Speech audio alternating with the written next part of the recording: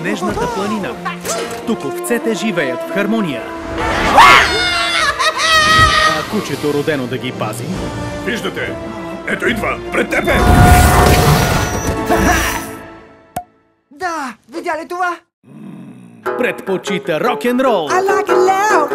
I like it tight. Тате, реших да стана музикант. Няма да ставаш музикант, Боди, ти ще бъдеш пасач!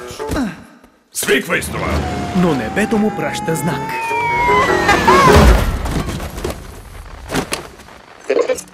Не спирай, дори баща ти да каже спри! Един съвет за бъдещите музиканти.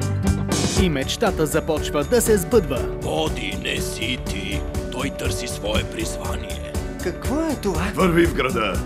Следвай мечтата си. Обичам те, синко. От ко-режисьора на Играта на играчките 2. Един мастив си тръгва! Какво? Искам го тук. И снежната планина е наша. Няма ли червен кабел за този телефон? Действай! Това е съдба.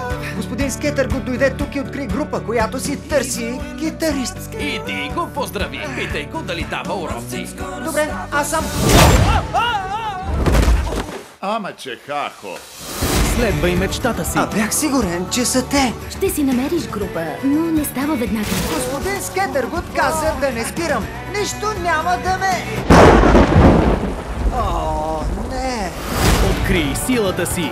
Претърсете всяко кътче в града и го открийте. Семейството ми е в опасност. Трябва да ида. Дръж го здраво! Огън!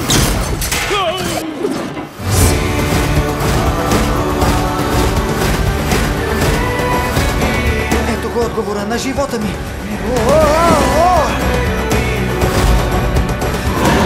Господин Скетъргуд! Господин Скетъргуд!